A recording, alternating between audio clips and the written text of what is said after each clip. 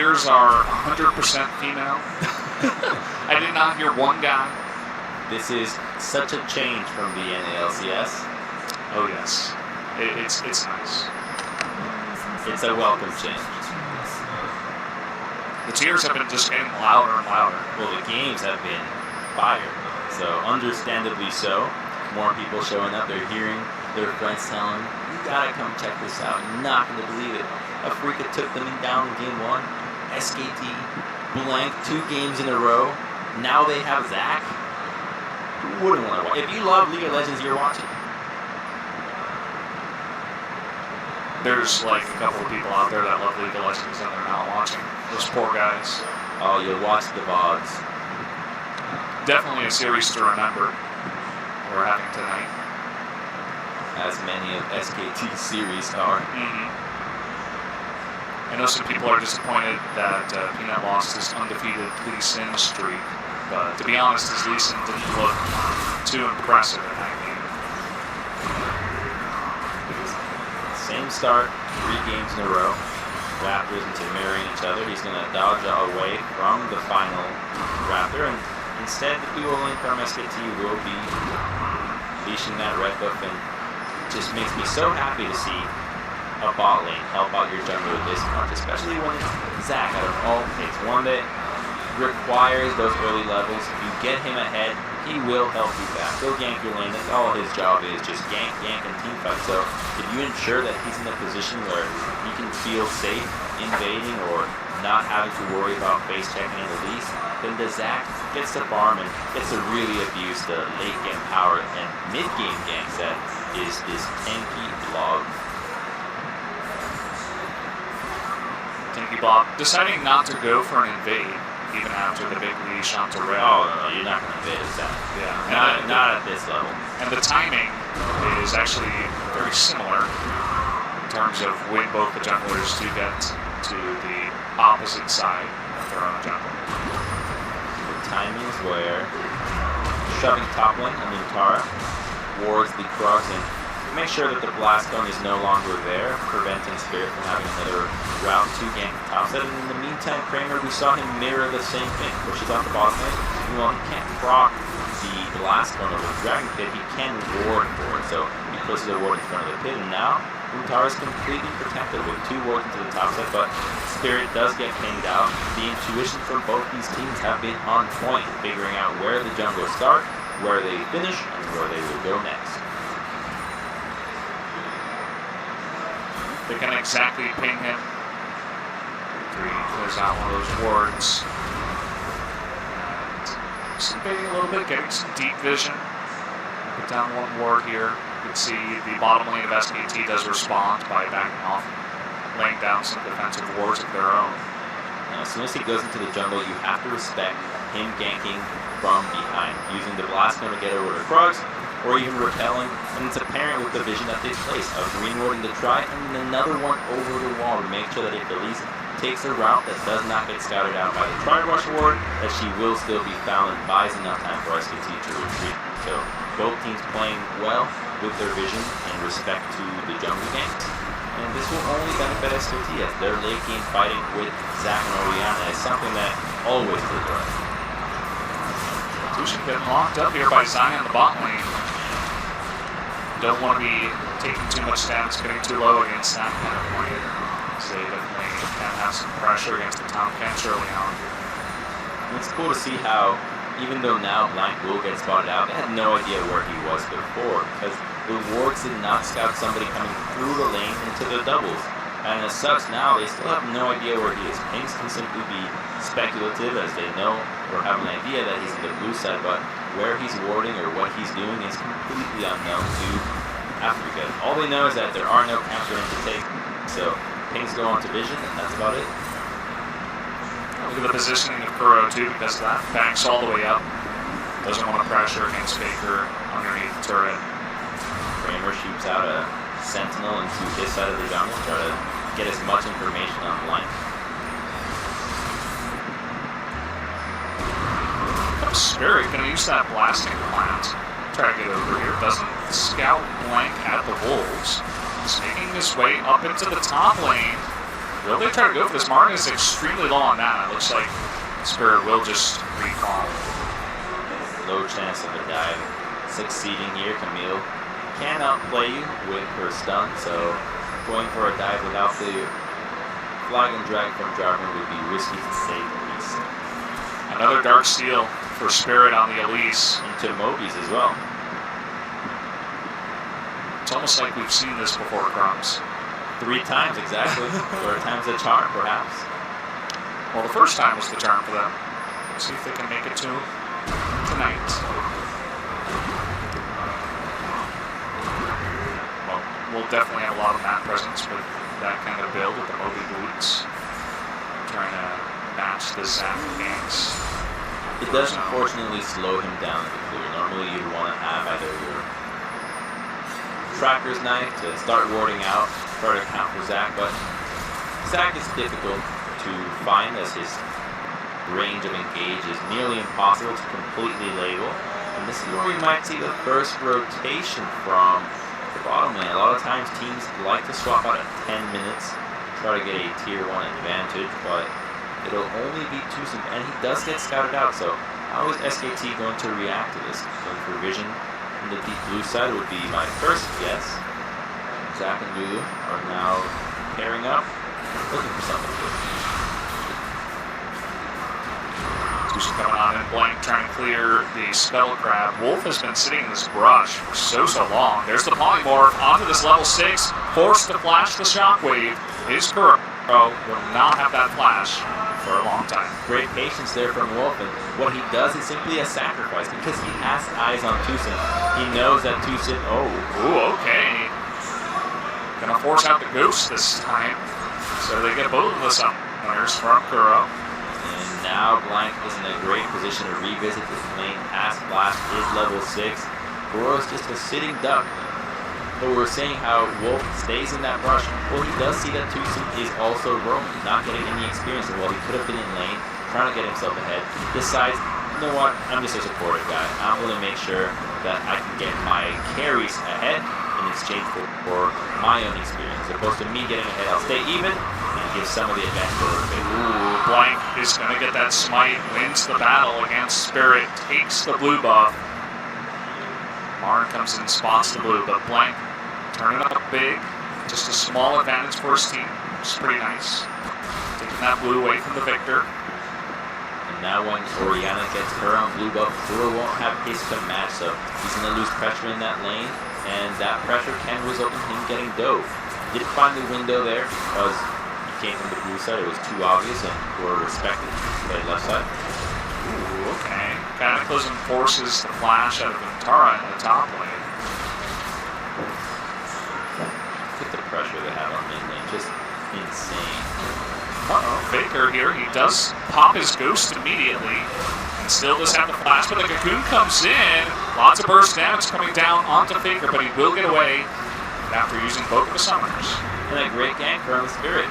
Trade summoners, and now Kuro, who was unable to play up, now is dealing with an Orianna who also doesn't have summoners. So at least with her own flashes, in a great position to also gank this lane, and now both mid laners are going to have to account for the junglers more than anything else in this lane.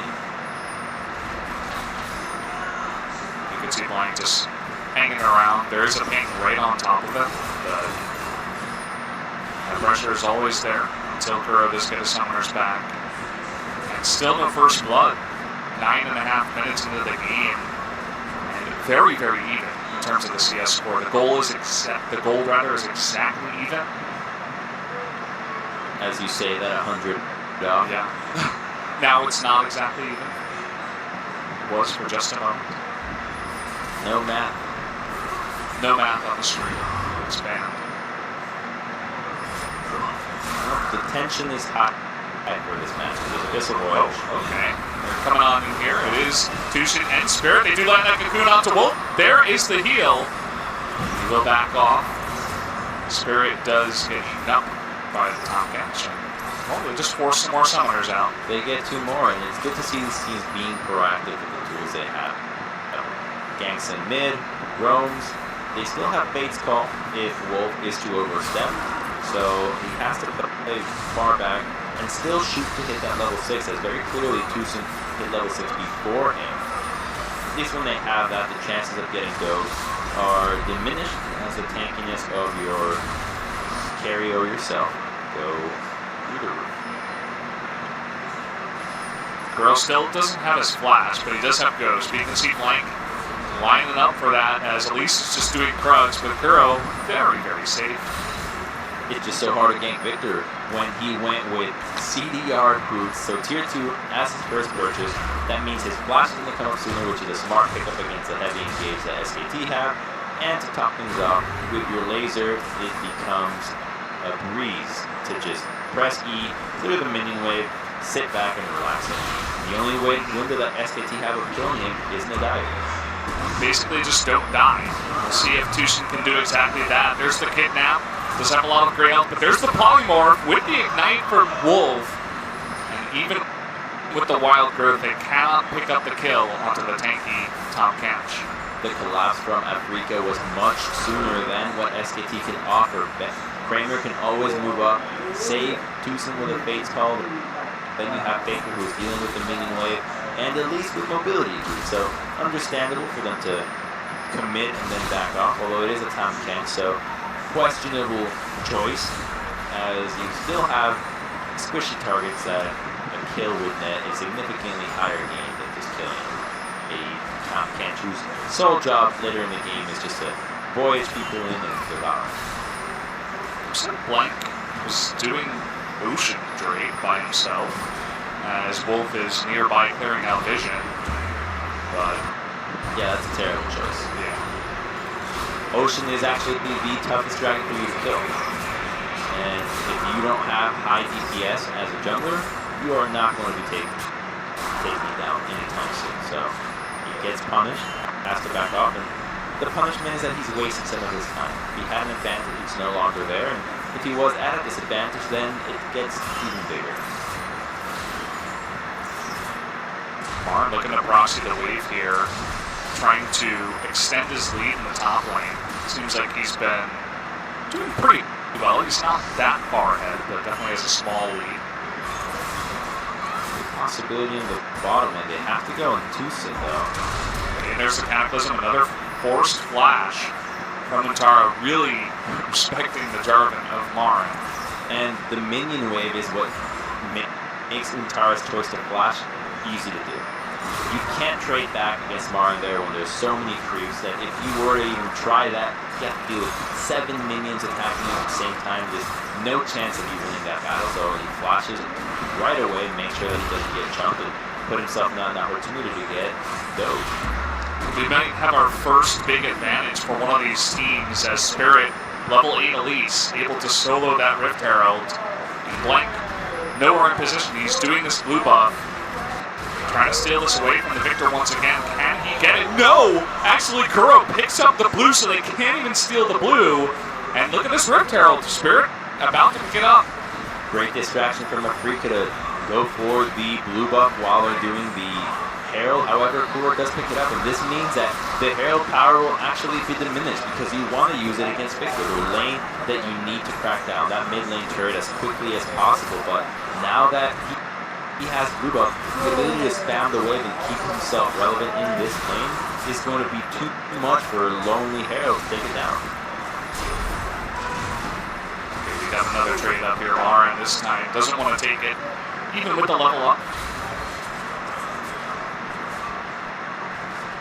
Buff about to spawn here for Baker. Make things a little bit easier for him against Rift Herald. And still no kill. Almost 15 minutes into the game. Yeah, alright. It's happening. Team's just gonna go late into this one. Summoners are up all around. Well, smites now for Blank.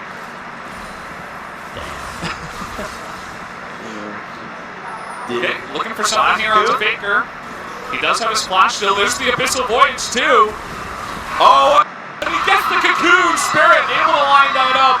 Showing up big this time on the elite. picks up first blood. As soon as we let down, the game picks right back up, and that's going to be Tier 1 going down to them. Here comes Harold taking down this objective. It's a 3-man push with only Lulu collapsing with a red buff here. There it is. Great cocoon there from Spirit, and Baker just did not account for the mobility that Elise gets from those Moby Boop. An easy pickup leads to a big objective. Yes, definitely massive there. Faker not even using his flash. Okay, he got a fight up here in the top lane, extremely close. Utara looks like he has the advantage, but the rest of the team of Afreeca able to rotate up into the top lane. There's that repellent to Utara. Spirit with another kill on his Elise. Afreeca is turning up the heat now. They're going to aim for that Tier 1 to the top side, and only an Ocean Dragon to answer for SKT. Blank is finally going to go for this objective, but it's already, the laning phase is over. The value of this dragon is not quite high. Here we go again on this replay. He's gonna dodge downwards, but the cocoon flash right on the edge. Great play from Spirit. League of Legends can be a game of milliseconds at times. Inches. Micro. Oh, I guess I forgot the unit. I don't know what the unit is in empirical. What's smaller than inches? Inches? Yeah. You have centimeters, meters, milliliters, million inches. Million inches. That's why that system sucks. It's not million inches. I think it's just like. I have some ideas, but it's definitely not suitable for broadcast. Micro inches, perhaps. Going back onto Bang here. Kramer looking for this. And with the Callista, it's so hard to get away. Featherstorm not gonna land. And there's the Ren. Bang. Getting a ton of damage. Another trade going Afreeca's way. Spirit in position for a counter gank. And so is Blank. They're looking for action on this map. But Blank has not been able to find anything. Not much happening there.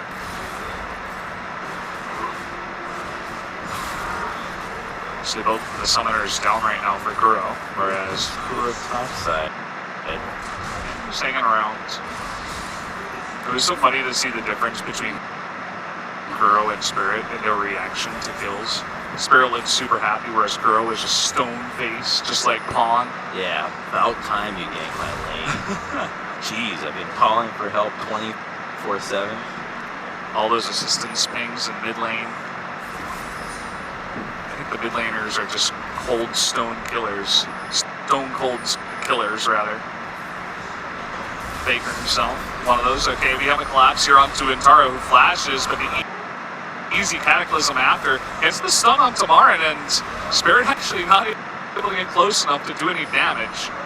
And so Intaro just gets away, has to blow his flash. Poor layering of the CC there. Had he known cataclysm sooner, I'm sure he would have waited on into the cocoon. But when Tara does walk away, only burning his flash for this, so not a big deal. Afreeca, there are 2,500 gold up. But their composition will only snowball around Dragon and Baron. There's a minute 20 on it. They can poise to go for that objective, but it would be too early, and I think it would create a window for SKT to abuse them similar to Game 1, where they go inside the pit and get collapsed on, and once again, Blank going for the blue buff invade just has been so on top of this timer this time around that it seems like everybody's ready for this. And it's so funny to see how long he sticks around. Fusion almost able to gobble him up. Blue will go to Victor once again, so Blank failing a couple of times in a row here. Still no lane swap from the top and bottom lane, so Baron still not being considered. There is an Infernal Dragon up next, however, so Afreeca with so many carries in their lineup, understandably preparing for the objective.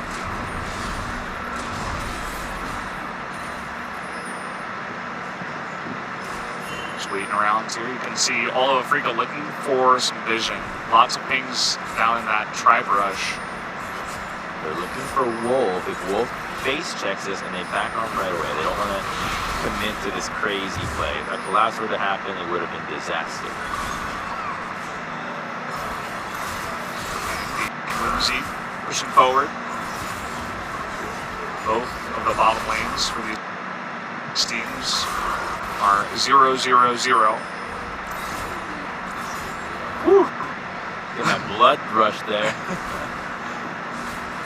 We've seen multiple attempts for the junglers to come down and make some action happen, but Well, it's on the knife's edge. One lost fight at this stage would mean Baron easily. Both these teams can tank it and take it down in a matter of seconds, and as such, it'd be too much to handle.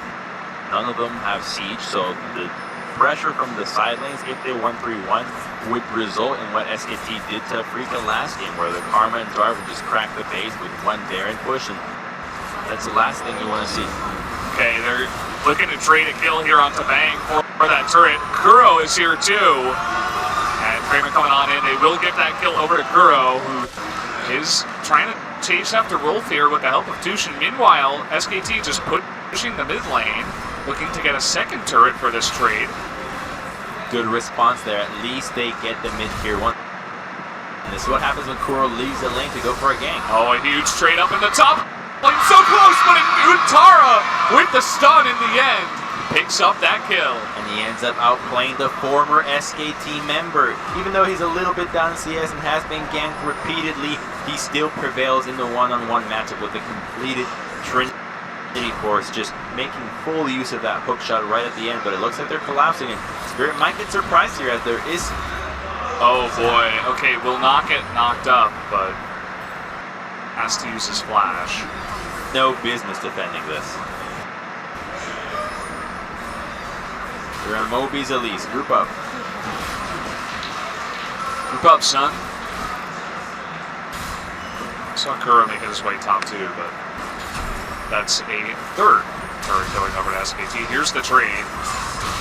See, this is exactly what happened in the previous time where Untara flashed out of the Cataclysm because there was minion advantage.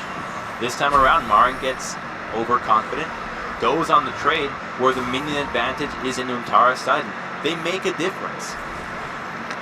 That game of inches does matter for every tiny little auto attack, and that might cost him the advantage in this split push matchup. And if he ends up losing pressure now, it's a window for SKT to crack open the base and start getting advantages somewhere on the map. Afreeca easily able to take this Infernal Drake. No response from SKT. They've got their eyes on Faker. They're playing it. Faker with his own scanner. They got 3 of those on the side of SKT, just 2 on the side of Afreeca. Decide to go for 2 blue trinkets. Blue trinket choice, always a wise one when you're dealing with Zac. Vision denial is not going to do a whole lot of justice there. Oh, Wolf! He gets away with that, actually. Little Lulu running through the forest. Luckily, Spirit was in spider form, not in position to go for a cocoon, but the whimsy keeps him safe. Just so whimsical around the map with mobility boots and such speed. Still 4 kills in 24 minutes, so that's 6 kills per minute. 6 kills per minute. No, 1 kill every 6 minutes. What did we say about math earlier? Huge burst damage on Kuro. Tushin forced to eat him, and that's going to be a failed gank with 4 members up in top lane for Afreeca. That shows how dangerous Faker is right now. No magic resistance from these mid laners. If they can end up hurting each other, they're likely capable of one-shotting every single one. But I'm going to go back on the math. It was correct, by the way. 24 divided by 6. 6 kills a minute. Yeah. No, 1 kill every 6 minutes. Yeah, there you go. The numbers were right. It was the statement that was incorrect. So you got it there at the end. Another turret going SKT's way down in bot lane. As you can see the macro of SKT coming out in the end of it. Nice dodge there with the Whimsy. Really helping out against the Cocoon. Marin does have that Cataclysm. Doesn't decide to go onto Untara just yet. Afreeca need to calm down and reset. Their attempt onto Faker really slowed them down, and that's what led Untara to be able to take that tier 2 to the bottom lane. They try once again to catch him out, but Faker finds a way to just push this top lane, farming off by himself. He's now sitting at a level advantage in 40 CS over Kuro, and that's going to keep him from being a monster in team fights. And if he's able to hit a shockwave on Kalista, Victor, or even Elise, this fight is sure to be won.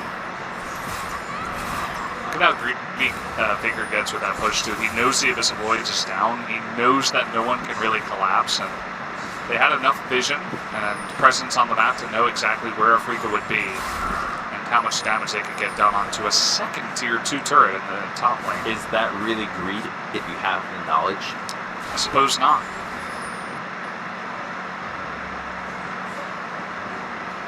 Still a very close game, and Afreeca does have the better Drake for the end game. Items are coming in hot now. Faker has yet to fight and make the most out of his Dark Seal. He sure loves the Dark Seal. I love the change that they did to it with Medjai is no longer just being your flat-out item. You have a reason to start off with the Dark Seal, and then you can decide, okay, how am I feeling this game? You know what? Yeah, I want to snowball like crazy. However, I do miss Leviathan. Do you remember Leviathan? That was a long time ago. So there were the 3 occult items, whereas the Sword of the Occult, Medjai, Soul Stealer, and Leviathan. So Medjai's would give you 15% or 10% cooldown reduction when you max it out. Yeah. Then you have Sword of the Occult, which at max gives you AD, and at max attack it gives you movement speed for some reason. It makes sense. People loved it.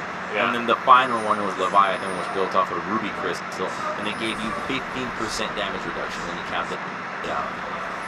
That sounds pretty fair. If you ever play a troll game, you'd always go to normals and you buy all 3 and you try on Akali, where you can make the most out of HP, damage reduction, movement speed, cooldown reduction, and those were the days. I guess they got rid of Leviathan first. Yes. Okay. No, I think it was Sword actually. Both at the same time. Is saved here by Kramer, his buddy. Yeah, I remember when they got rid of the sword, I just forgot about the Leviathan. Yeah, I think that one must have come in first. It was just too broken. Untara now, after getting that extra gold overall, and Spirit caught out once again in the jungle, just roaming by himself. Kidnap is not going to be on time as the repel comes down, but a perfect shockwave from Faker will finish off that kill. Now Tucson on the run, no Fate's calling this time around, but will get away. Bang, trying to go deep against Kuro, taking a bit of damage himself, but will survive. Trading back and forth. Here's Plank, taking up that turret, and that will be enough to take him out. So 2 kills going over the side of SKT, and Marin can't seem to deal with this Camille in the bot lane. Well, he keeps poised to look for a collapse, but Camille is so strong after winning that 1v1. And SKT respond with a Baron right away. What's Afreeca going to do about this? They have Marin capable of teleporting in if they need it. Faker does have his flash, so I think SKT is strong enough to turn if they want. The members of SKT are pretty low, but at the same time, Afreeca decides to go on to the Camille. They just have no vision. Yeah, they can't go to the Baron, so they decide to go for this, but with the hook shot, oh man, the flash coming out from Marin, missing Untara, and they don't get the kill either. I think he's been tilted off that 1v1 loss. It was so close, and that would have dictated the entire pace of this top lane matchup, which now is playing into the hands of SKT beautifully. Camille can deal with Jarvan under turret. She now is looking for a Guardian Angel, has a Hydra completed, Trinity Force, and we're going to take another look here at Spirit getting caught out. Unfortunate for him to be the undoing of Afreeca, but SKT punish it right away, and while the Kidnap misses, the Shockwave is on point. And Tucson commits to the flash. That forces the Fate's Call to save him. They can now engage with comfort onto Kuro, who thinks he's in safety under the turret, but you always have to account for Zaku. We still have yet to see his passive pop. Yeah, he's been alive the entire game, not broken up into little jelly pieces yet. Sitting at 1-0-1 is Blank on the sack. Perhaps not as flashy as the Lee Sin, but definitely has a big part in this game. And it's disheartening. It's heart-wrenching. You love them, but you hate them for it. Why does Afreeca do this to us all the time? Game 1, they come out swinging, but they just drop the ball and draft in a couple of moments. And Game 3, it just looks all over the place. Here comes an engage onto Faker, it seems, and he just walks away to the right. Yeah, we even have a TP from Marin. They want to collapse hardcore. No TP from Intara just yet. They have a lot of wards that he could TP to. Trying to get onto Marin here is Blank. There's the TP in from Intara. Will cancel it. So Marin decides, oh, I'm going to turn around again. But he actually needs a chunk, and the engage doesn't work. They're going to lose another turret here in the top lane. Baited and outplayed. SKT gets the engage from Afreeca. It doesn't go to anything, and they cancel out the teleport. He will have to back away, but still, that is a very low inhibitor, and SKT has another really strong push into the bot lane. Afreeca is being torn apart, and you said the T word, you said tilt. It's looking a little bit like it. It's lack of consistency, and it seems like they've just fallen apart into the mid game, and SKT just doing SKT things. 2 inhibitors going down, and I have to think that the big turning point for this game was when they went for the Abyssal Voyage dive onto the bottom side, where Kuro left the mid lane and lost control, and once that mid lane turret went down, it was all over. Yeah, Blank coming on in, gonna smack 2 heads together. Kidnap doesn't go anywhere, but Tushin popping out, it looks like, going to be dropped down here, is extremely tanky. Marin trying to lock them in turret range. It's not going to work. Bang with a triple kill on the back of it.